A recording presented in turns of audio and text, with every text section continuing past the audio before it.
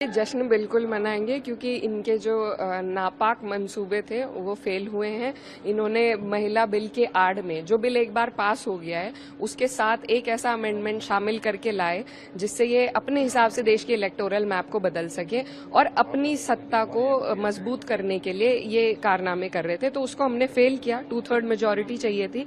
तो उसके लिए हम खुश हैं क्योंकि ये जो डीलिमिटेशन है और सेंसस है, ये दो इतने पॉलिटिकली चार्ज इश्यूज हैं जिसको इन्होंने महिला बिल के साथ जोड़ दिया है, जिसकी कोई आवश्यकता नहीं थी। महिला बिल मैं आपके माध्यम से स्पष्ट करना चाहती हूँ, अभी भी इंटैक्ट है, it is still standing and we urge the government कि वो इसे लागू करें, जल्द से जल्द लागू करें। 29 में चाहे सीटें बढ़े या ना बढ़े, 543 सीट पे वो 33% आरक्षण दे, विपक्ष का एक भी व्यक्ति उनके खिलाफ नहीं होगा। हम सब उनका साथ देंगे, लेकिन उनकी नीयत ही नहीं है। वो चाहते तो वो 23 में पास हुआ था ये बिल सर्वसहमति से, सिर्फ 2 मेंबर्स कोई थे जिन्होंने इसके विरोध में वोट किया था, बाकी पूरा विपक्ष सबने साथ दिया था।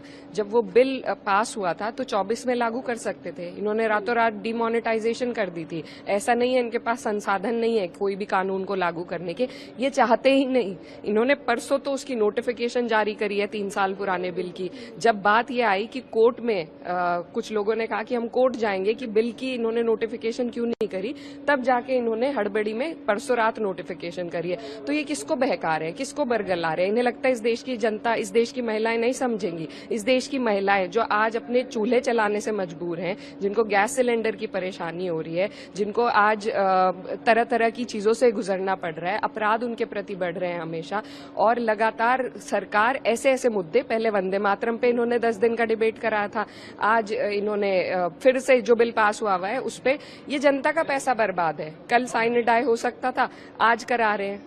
एक दिन में 9.5 करोड़ रुपए सदन चलाने का लगता है, और बेबुनियाद बातों पे ये जो खर्चा कराते हैं। जब इस देश में महंगाई चरम पे है, जब इस देश के लोग जूझ रहे हैं, सिलेंडर नहीं मिल रहा लोगों को, तो तब ये बेबुनियाद एक नैरेटिव चलाने के लिए, जिसका कोई सर पैर नहीं है, जिस नैरेटिव का, उसके लिए करोड़ों करोड़ों रुपए इस देश की जनता के खर्च कर रहे हैं। इकरा, आपने देखा कि कल भी यहाँ पर बड़ी तादाद में जितने भी सांसद हैं उन्होंने अच्छे से प्रोटेस्ट किया यूपीए के खिलाफ, इंडिया ब्लॉक के खिलाफ। ऐसे में ये एक बहुत बड़ा चैलेंज हो जाता है कि आप लोग, आपका जो ये मैसेज है इसको लोगों तक कैसे पहुंचाएं? देखिए, हमें इस देश की जनता पर भरोसा है।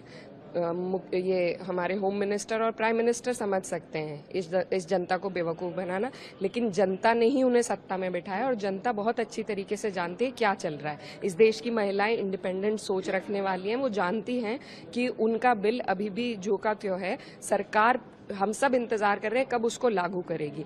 जो अमेंडमेंट फेल हुआ है वो उसका महिला बिल से कोई लेना देना ही नहीं था, उसका डीलिमिटेशन और सेंसस से लेना देना था। इस देश की जनता को बेवकूफ समझने की हिमाकत ना तो प्रधानमंत्री करे, ना होम मिनिस्टर करे, और ना बाकी लोग करें। और जो महिला सांसद हैं सत्ता पक्ष की, उनसे भी मैं अनुरोध करना चाहूंगी कि किन बातों में वो आकर लोगों को बरगलाने का काम कर रहे हैं।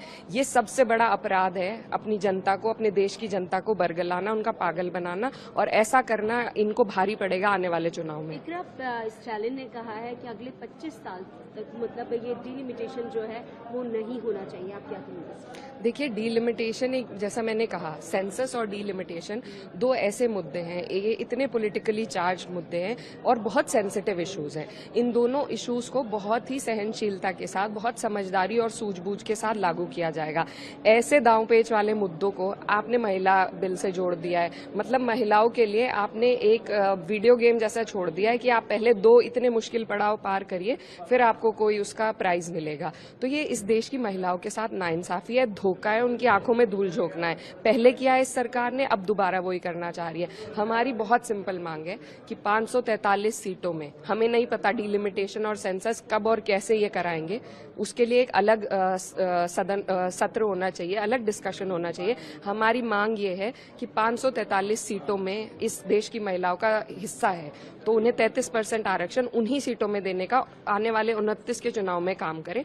और अगर इसको पॉपुलेशन से जोड़ना है तो फिर हमें आधी आबादी कहा जाता है। एक वजह से कहा जाता है क्योंकि हम यहाँ आधी आबादी हैं, तो आधी आबादी के हिसाब से हमारी आधी आबादी सदन में भी होनी चाहिए। फिर हमारी मांग है कि 50% आरक्षण